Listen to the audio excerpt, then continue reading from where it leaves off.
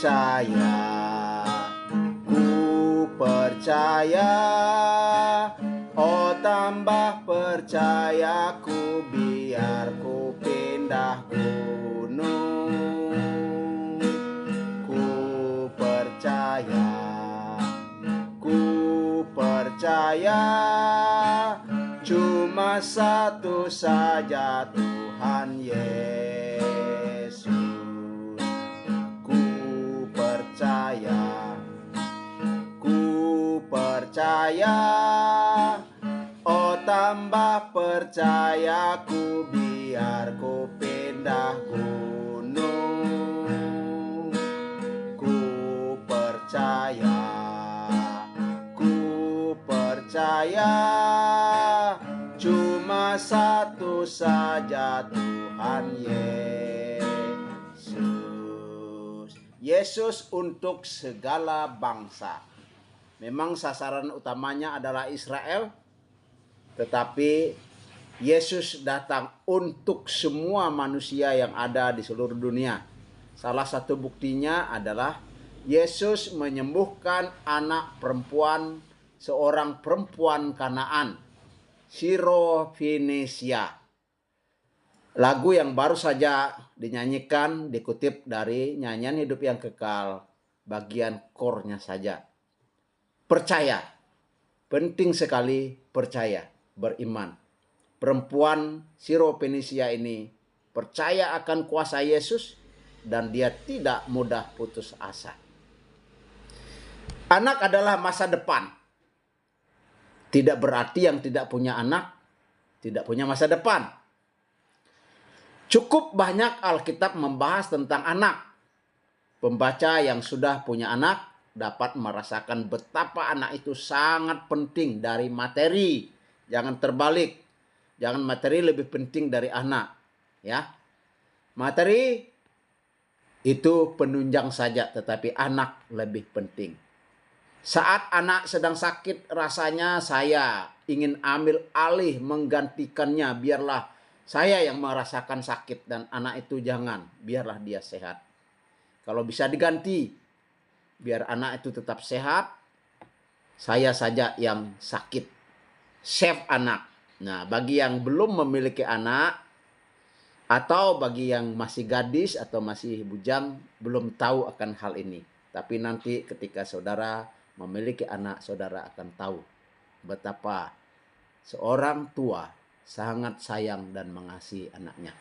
Suatu peristiwa mujizat yang diperbuat oleh Yesus Kristus yang dicatat di dalam bagian Perjanjian Baru di Alkitab Kristen. Peristiwa ini secara khusus dicatat di dalam dua kitab Injil, yaitu pada Injil Matius pasal 15 dan Injil Markus pasal yang ke-7.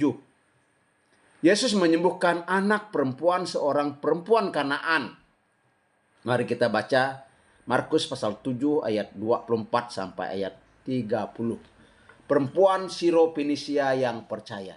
Lalu Yesus berangkat dari situ dan pergi ke daerah Tirus.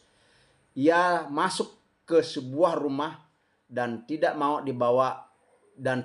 bahwa ada orang yang mengetahuinya. Tetapi kedatangannya tidak dapat dirahasiakan.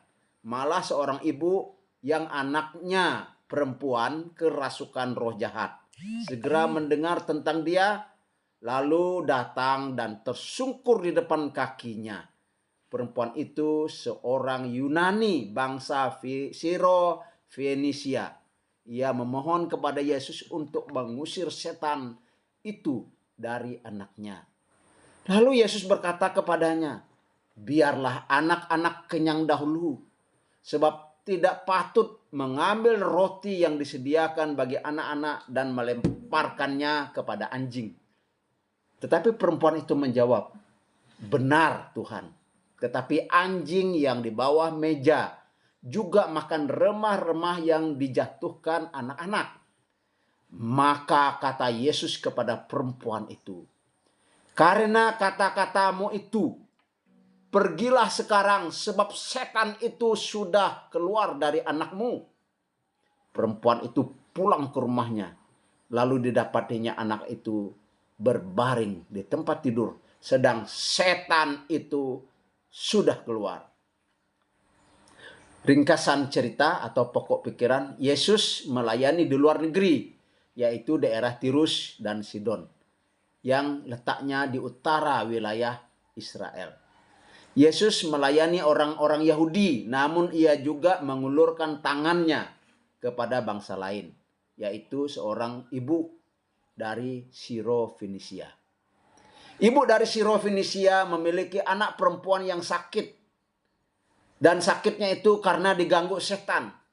Penyakit yang disebabkan oleh setan tidak dapat disembuhkan dengan cara medis.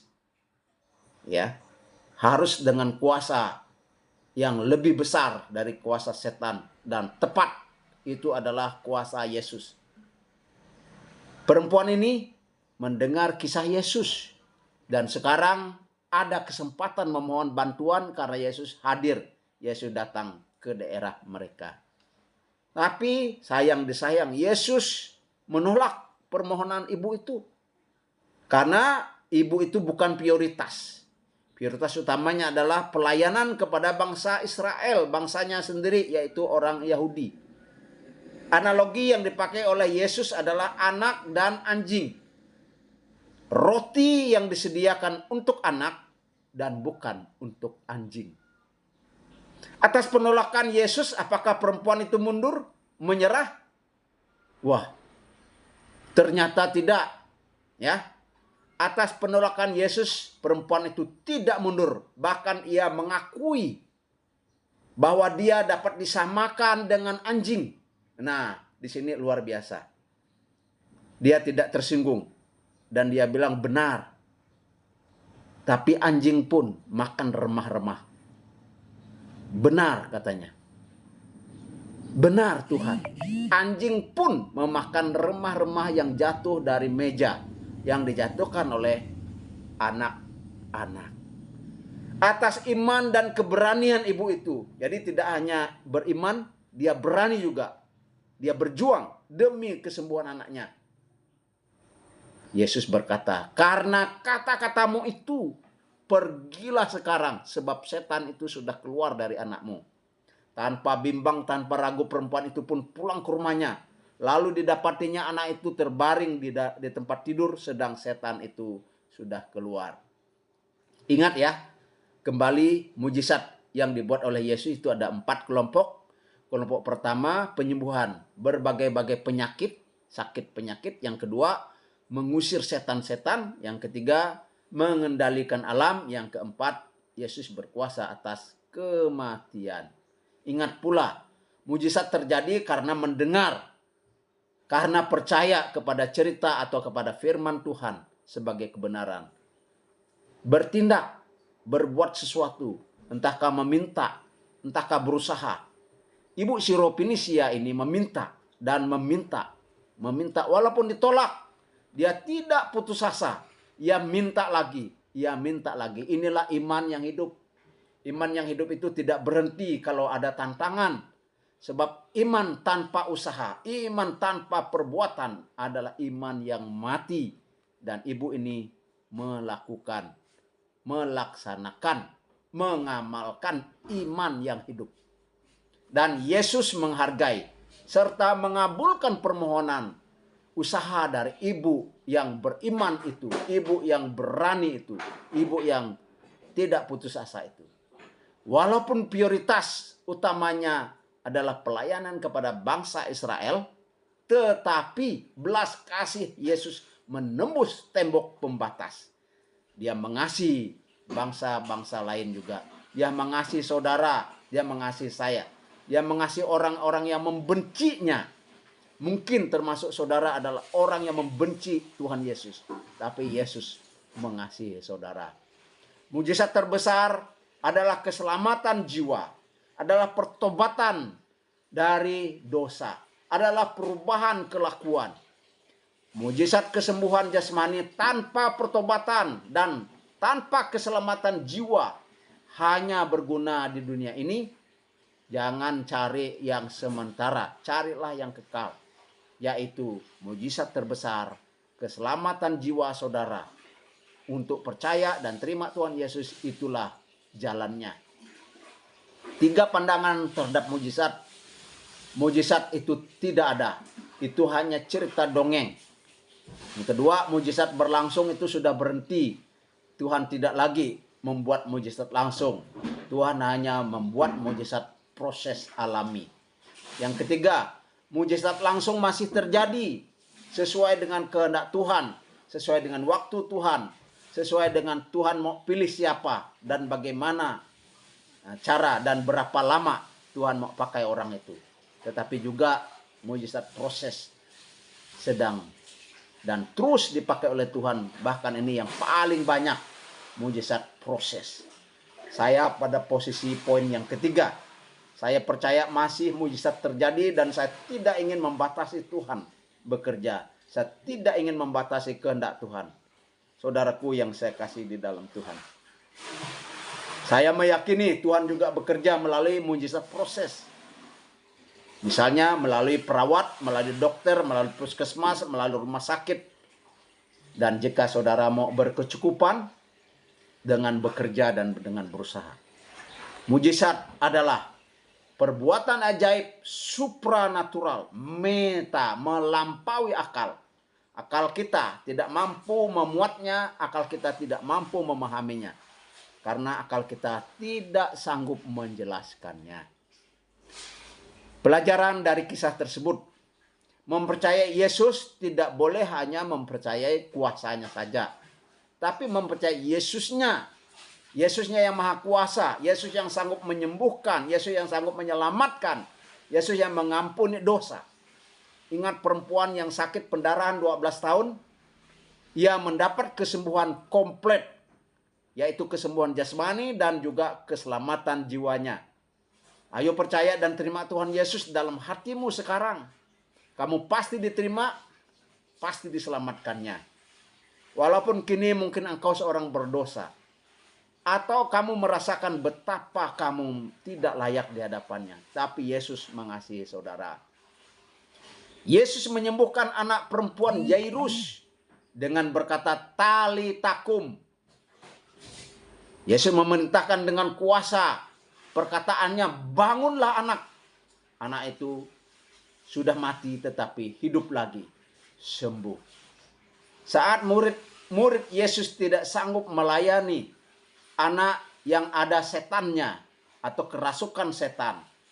Sehingga Yesus berkata, hal ini harus disertai dengan iman, dengan doa, dan dengan puasa. Ketika perempuan Siro-Fenisia yang pantang menyerah dengan iman dan keberaniannya bertindak, maka perempuan ini mendapat balasannya, mendapat belas kasihannya. Anaknya sembuh karena Yesus mengusir setan dari jarak jauh. Berdasarkan iman ibu itu. Nah, bagi kita dibatasi dengan jarak. Tapi bagi Yesus hadir di segala tempat. Dia bisa menyembuhkan dari jarak jauh. God is almighty. For God is nothing impossible. You don't say, so big problem I have. But you can say, high problem I have big God. Ora et labora, berdoa dan bekerja. Berusaha. Memberi. Melayani. Menabur. Suatu saat Anda pasti akan menuai. Jika tidak saat hidup Anda, anak atau cucu Anda akan menuainya. Saya yakin itu. Saya percaya itu. Percayalah mujizat masih ada. Tuhan dengar doa kita. Dan juga Tuhan bekerja lewat proses. In God we trust. Without God we are nothing. With God we can do anything. Be wise, be smart. Kelola potensi Anda. Kembangkan potensi Anda. Fokus kepada kebaikan, kepada hal-hal yang berguna, kepada hal yang maju. Abaikan ejekan, hinaan orang. Anggap itu sampah, anggap itu pecut untuk kita maju lebih kencang. Saudaraku yang dikasihi dan diberkati oleh Tuhan. Jika saudara sedang sakit saat ini, saya berdoa dalam nama Tuhan Yesus, saudara disembuhkan. Sehat. Sembuh. Yesus sembuhkan, Yesus sehatkan. Love never die. Love make happy. joy and glad. Bersukacitalah senantiasa di dalam Tuhan, karena hati gembira adalah obat. Bersama Yesus ada masa depan, bersama Yesus masa depan cemerlang. Pasti, pasti, pasti. God bless you all.